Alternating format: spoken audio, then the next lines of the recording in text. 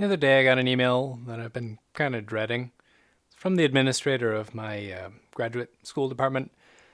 Basically, hey man, you gonna finish your thesis or what? Some background information. I went back to school to do a second undergrad degree when I turned 30. And then as my sociology degree was starting to come to a close, it became evident that I had some talent for this higher education thing. So I decided to go into a graduate program, and I had a talent for theory-related thinking, this kind of thing, the stuff that shows up on this channel often.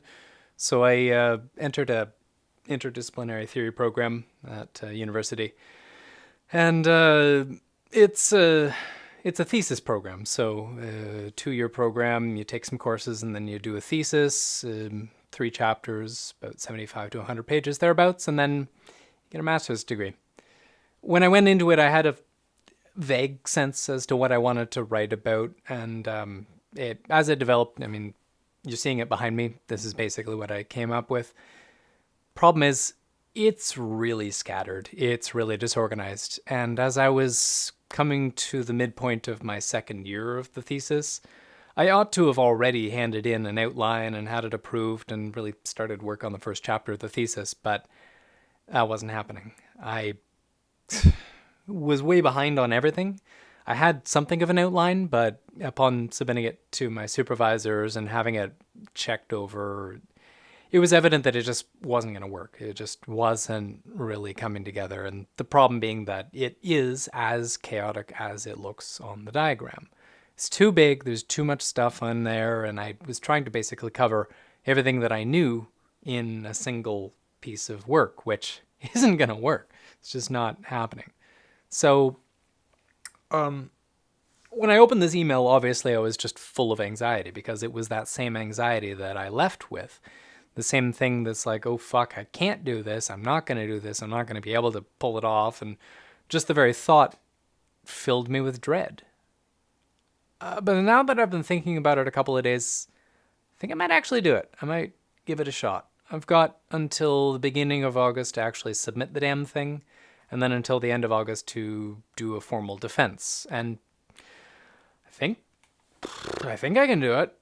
The problem is, though, I need to condense. I need to simplify. Basically cull down all the stuff that is superfluous to the central idea and make it be tight, concise, specific about a specific topic. And what is that topic? It's the construction of postcapitalist subjectivity. That's the central theme of what you see behind me here.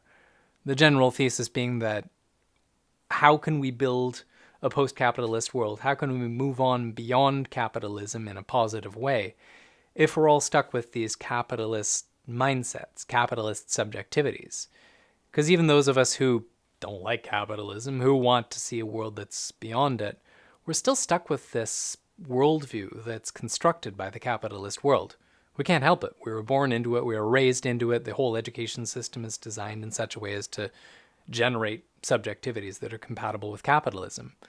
And everybody else is just walking around, they're not even aware of it. They don't recognize the biases, the ideological predispositions that they have around capitalism, which cause them to involuntarily reproduce the status quo, regardless of how they feel about it.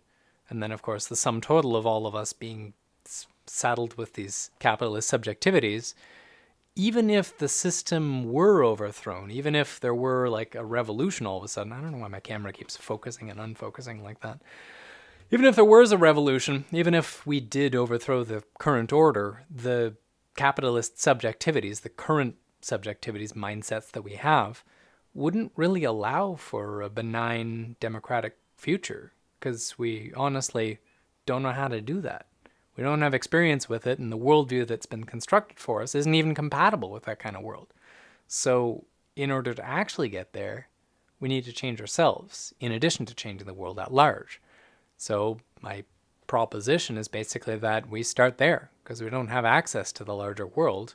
All we have access to is ourselves and our families and our communities and things like that. So start by transforming the self, become a post-capitalist subject, and then work towards the rest of the world somehow. And hopefully the structures that exist will eventually wither away as we build a better world in its place. I mean, that's the goal, at least. It's obviously more complicated than just that, and it's not to be confused with one of these, like, self-actualization, self-help kind of processes, because no, buying no product will help with this process and all that sort of stuff.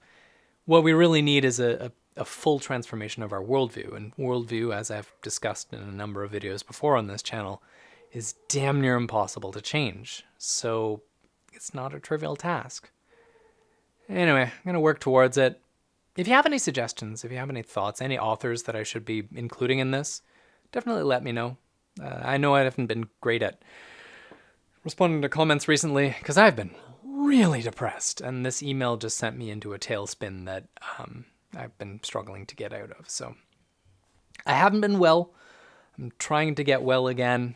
Obviously, I also haven't made videos daily for a couple of days, but I'm trying to make videos daily. So if you enjoy this content, do those algorithmic things and check out some of those videos because they might be of interest to you. And like, share, subscribe, yada, yada, yada, yada, yada, yada, yada, yada, yada, yada, yada. I wish I was a functional adult. Thanks for watching. See you tomorrow.